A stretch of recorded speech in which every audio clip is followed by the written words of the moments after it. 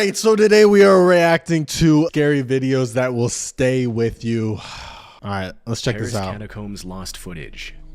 This footage of a man losing his way at over 300 feet below street level in the Paris catacombs has deeply disturbed viewers since it emerged in the year 2000. The catacombs were originally used for limestone mining way back in the Roman era, but when cemeteries in Paris began to overflow in the late 18th century, the French government exhumed the bones and bodies from overcrowded cemeteries and buried them in the catacombs. Over time, the catacombs became a curiosity for locals and visitors looking to catch a glimpse of the more than 200 miles of tunnels that stored the remains of over 6 million people, and they were open to the public in 1809. Today, the catacombs are one of the most important tourist attractions in Paris, even though only about 1% of the network of tunnels is mapped and open to the public. Most of the tunnels are not structurally sound or safe enough for tourist activities, and it's actually illegal to access the unmapped parts of the catacombs. But this hasn't stopped hundreds of locals from exploring the seemingly endless network of underground tunnels. For several decades, French authorities have done everything in their power to cover the hidden entrances to the tunnels, but people keep finding manholes and secret access points throughout the city that lead to the off-limits areas of the catacombs.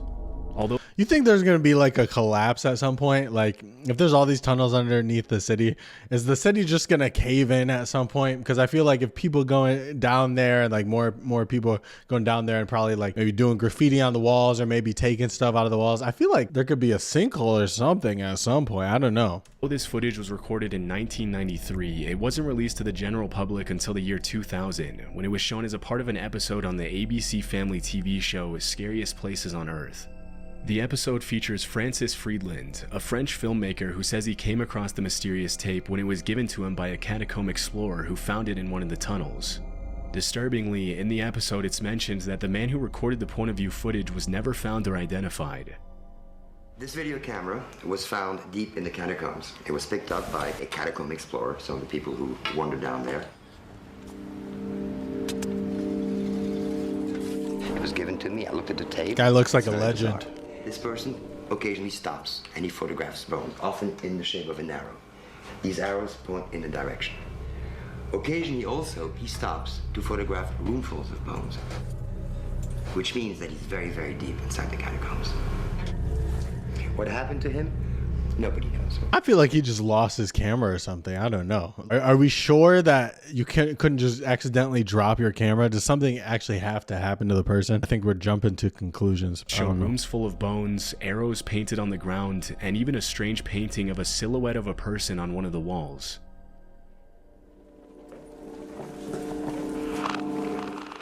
So basically he's filming what he's seeing. Endless. Very deep inside the catacombs. View shots, other than their pictures of bones. No, that is creepy though. Human bones. These were the poor Parisians who died over the last 1,000 years. Is that him talking? At times you'll see there's signs, painted signs on the wall, which is not uncommon. People have been painting in the catacombs for centuries. So it is possible with these paintings that we may be able to retrace an itinerary to some extent.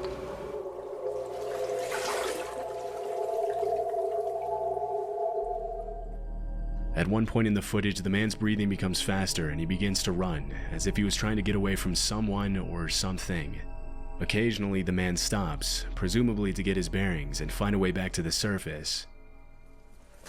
We hear his breathing get louder and louder, as though something was scaring him. He's frightened, he's frightened. Occasionally he stops, perhaps to try to decide which way to run among all the many different corridors. He's running faster and faster and faster, deeper and deeper into the catacombs. And all of a sudden,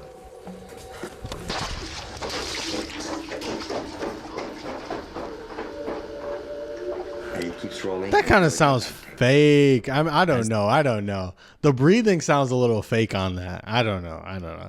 I'm skeptical, to be honest. I'm skeptical, especially since you only hear one pair of footsteps and camera just keeps rolling like nothing. If there's somebody really chasing him, I think it would sound a little different, and I think he would just immediately stop trying to get, like, check out this footage. Like, it's shaky footage, but he's still trying to get the shot lined up. The man stops, presumably to get his get louder and louder. You know, like, something was scaring him. He's frightened. He's frightened. Occasionally he stops, but like you wouldn't be faster and faster and faster, deeper and deeper into the catacombs. And all of a sudden, No, that's fake. Yeah. It's faster and faster, until suddenly he drops the camera on the ground, where it continues to film until the tape runs out. After analyzing the video, Friedland explained that the room's filled with disorganized heaps of bones, and the fact that there's little to no graffiti on the walls of the tunnel meant that the man who recorded it would have been extremely deep inside the catacombs. Determined to unravel the mystery of what had terrified the missing man, Francis Friedland ventures into the catacombs with his crew. After comparing the footage to what they were seeing inside the catacombs, Friedland and his crew estimated that the missing man had been exploring the tunnels at around 300 feet below street level. At that depth, if flashlights or other light sources malfunction or run out of battery, the chances of getting out are pretty much zero. At one point during the episode, the crew's flashlight batteries begin to run low, and Friedland decides to give up the search, but then realizes that getting out is going to be much more difficult than getting in. Suddenly, Francis spots the same painting on the wall from the original footage, Oh. and after walking through the tunnel, they find the He same found room it. full of bones from the video. Despite these discoveries, they couldn't find whatever had scared the explorer who recorded the footage, and in the end, Francis and his crew give up and decide to call off the search after spending 12 hours underground.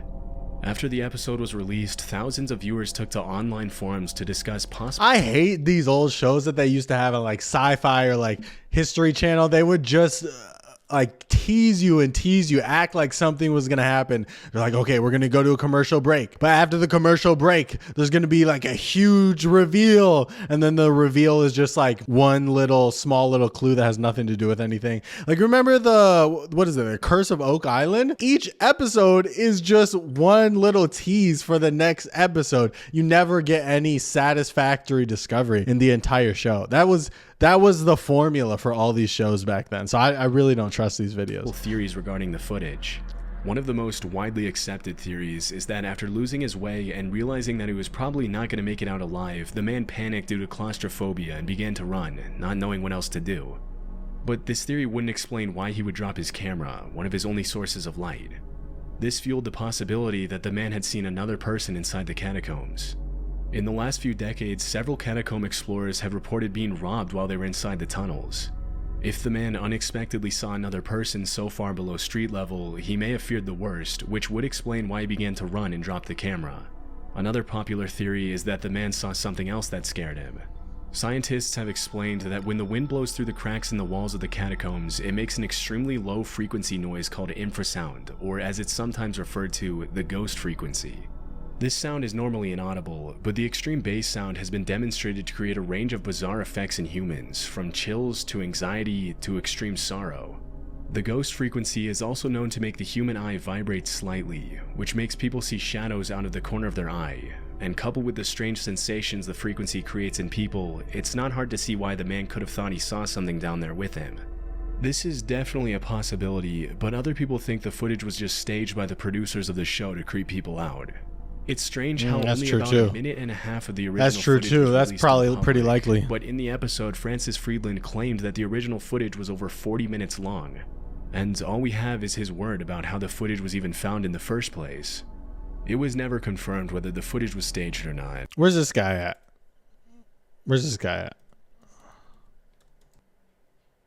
What? Is that not how you spell his name? What's he doing now? Does this guy even exist? I don't know. Yeah, see, I don't know. I don't know if I believe this.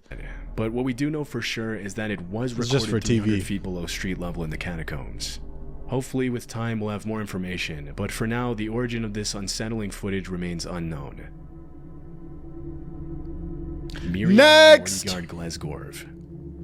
The words Miriana Mortigard Glesgorv might sound familiar if you've ever spent time searching for creepy videos on YouTube in the past. The story of Miriana Mortigard Glesgorv first emerged in 2008 when a 20-second video with the same title is was that uploaded name, to though? YouTube by a random channel called Urwitzy. After the video was taken down by YouTube for unknown reasons, it was re-uploaded in April of that same year. The video in question shows a man with a mustache in front of a red, cloudy background staring intently at the viewer while an unsettling, high-pitched drilling noise plays in the background.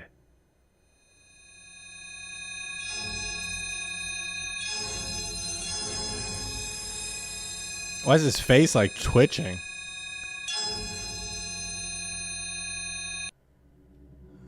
Right before the end, the shot zooms looks like into a the man's TikTok face, filter. and you can be seen grinning with his eyebrows raised for 2 seconds.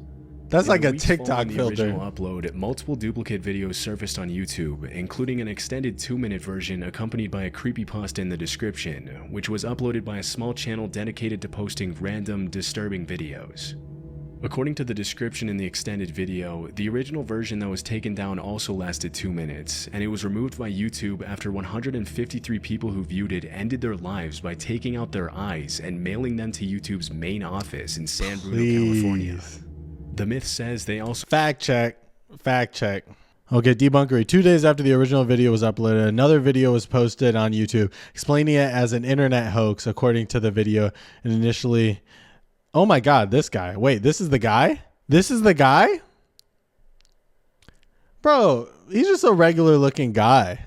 He's a happy dude. See, when he's smiling, he's got a nice smile, okay? They need to lay off. Cryptic messages on their forearms, which were never deciphered. As the story goes, the video was only viewed by one YouTube staff member who started screaming 45 seconds into the video. Please. The story also says that none of the other staff members who were in the room dared to look at the screen, but they reported hearing a high-pitched drilling sound before they turned off the monitor.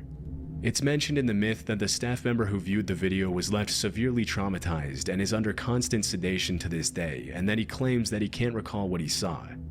According to the creepypasta, because the IP address for the original video was non-existent, the uploader couldn't be traced by police, and the man featured in the video was never identified.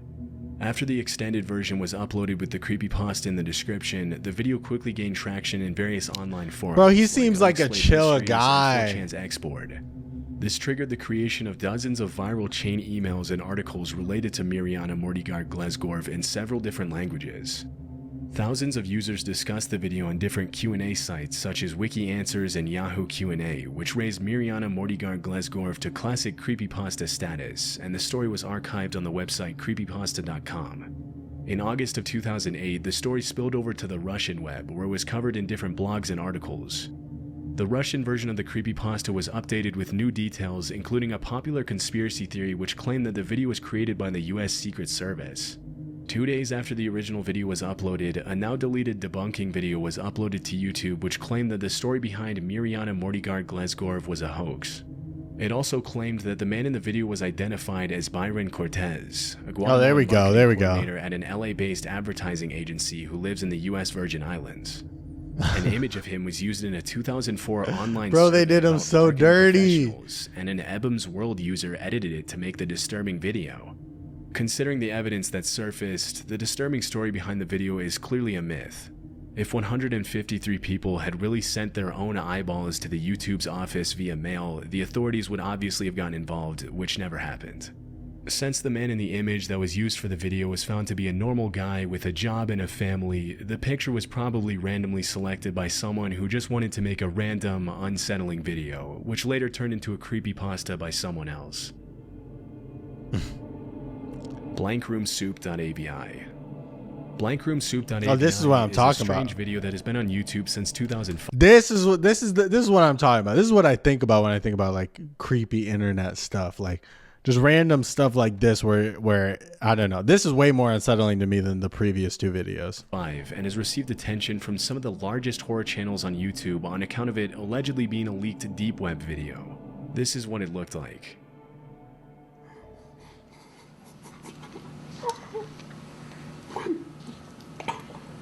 What the hell?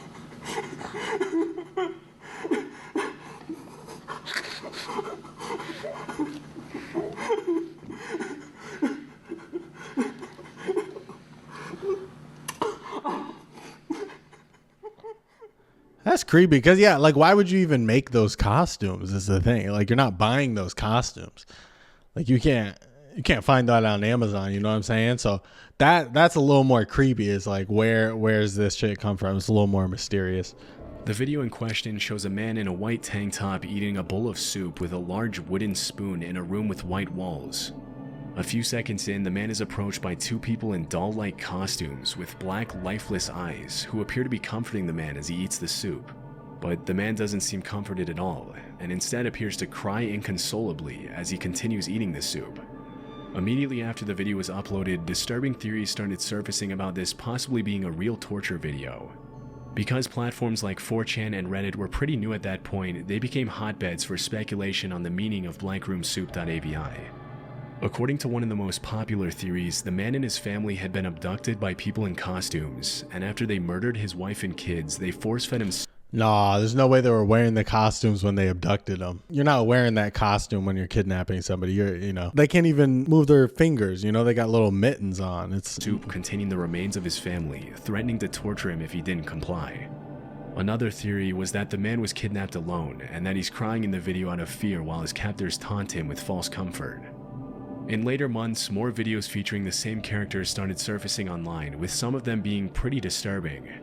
One of them was a continuation to Blankroom Soup, and another involved the disguised characters kidnapping someone on video.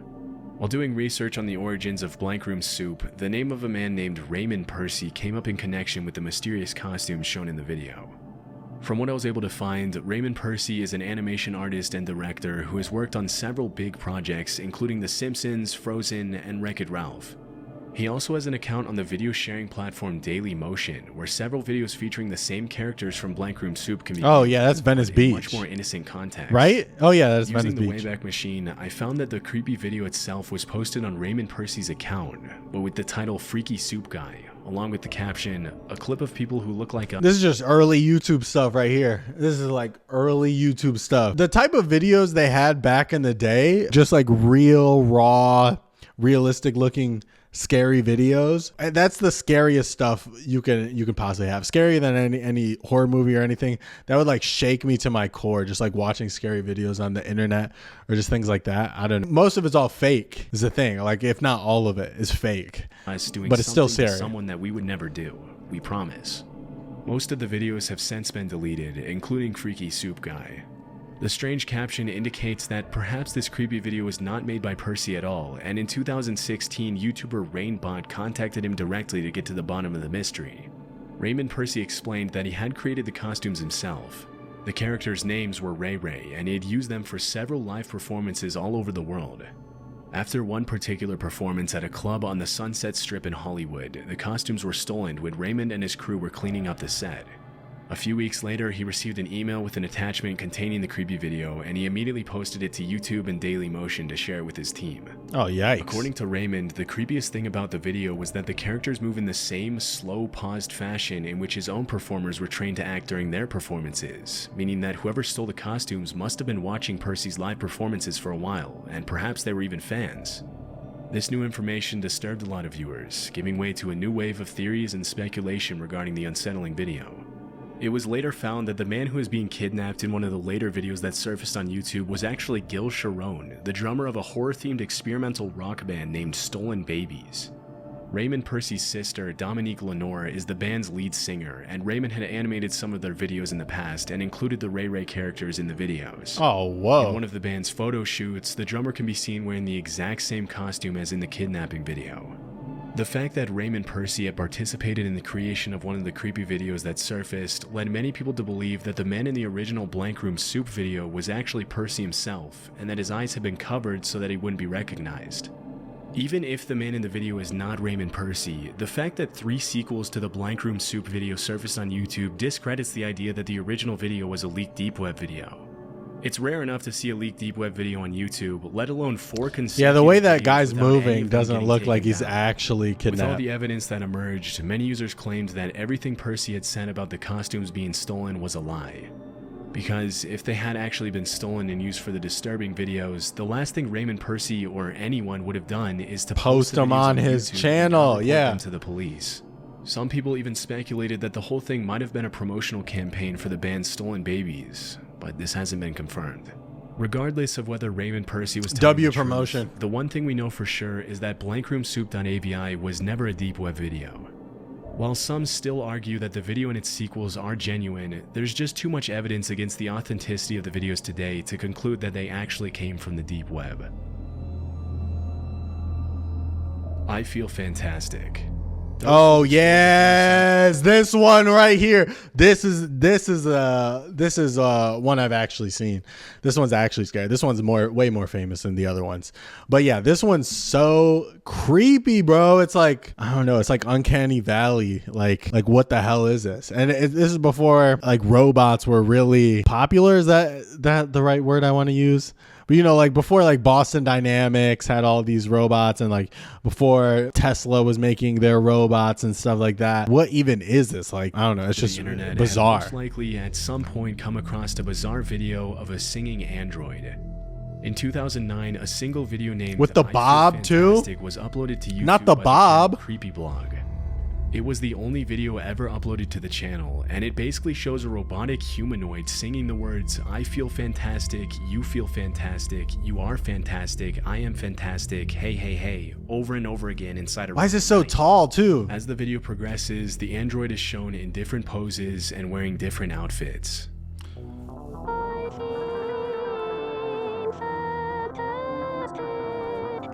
Hit that note, low-key. At one point in the video, the robot starts singing more mysterious lyrics like "Please leave, please me," and "Run, run, run."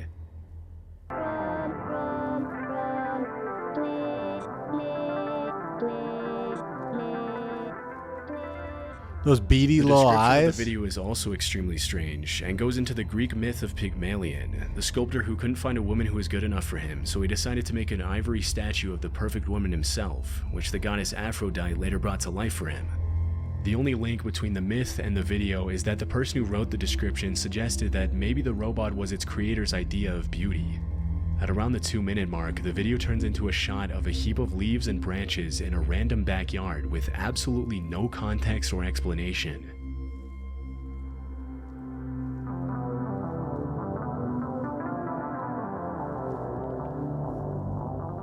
What a vibe this era of internet was. After watching the video, many viewers reported feeling anything but fantastic, and conspiracy theories immediately began to emerge in online forums. One of the most popular theories is that the creator of the video was a serial killer, and that the different outfits worn by the singing android throughout the video belonged to his victims.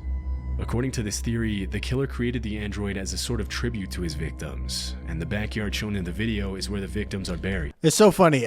People are like so confident coming up with these theories. They'll just like think the whole thing out, and they'll just be so confident with it. And back then, like in the internet, people would just believe that shit. They would just take that shit for truth. The strange lyrics and the overall creepy nature of the video reinforce this theory to some extent, but fortunately none of it is true, and the information regarding who made the android and why is actually available online. The robot in this video is called Tara the Android, and in my research I found that she was designed by a college professor in Connecticut named John Bergeron. According to the website geocities.ws, John Bergeron created Tara the Singing Android as a way to break into the android and animatronics industry, and even planned live performances for his android in order to get more visibility. Pretty good. Tara the Android did a pretty good job. A sketchy-looking tech website called AndroidWorld.com, where you can buy the original DVDs and music videos of Tara and other similar robots singing. Some of the other music videos are even creepier. But that doesn't change the fact that this was an engineering project, not the work of a serial killer. Interestingly, although the video was uploaded in 2009, the last update that John Bergeron made to his website was in 2006, which means that the channel Creepy Blog might not even be John Bergeron's channel at all. I Feel Fantastic might have just been uploaded by someone who thought the video was creepy or interesting and decided to share it online. The one thing that's confusing about his the whole house, thing though? is why John Bergeron made such creepy music videos if his intention was to make a name for himself in the animatronics industry. He never provided an explanation for this. Dining room or there is nothing.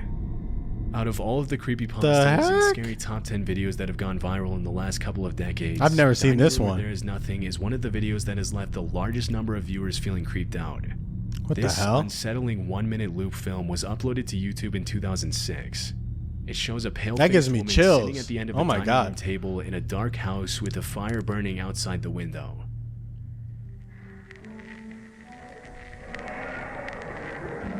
What the? Ooh. Ooh. What the hell? After the woman opens her eyes, she says the words, "There is nothing," backwards. She then shoves her face in a bowl of food as the camera pans out to show the rest of the room. The video then plays in reverse, and after the woman raises her head from the bowl, she repeats the words, "There is nothing," this time in normal order.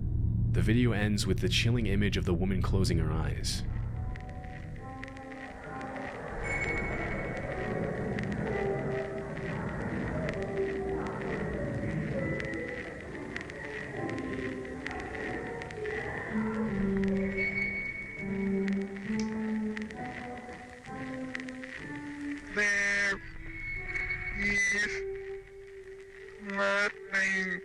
Oh my god, why does that sound in reverse too?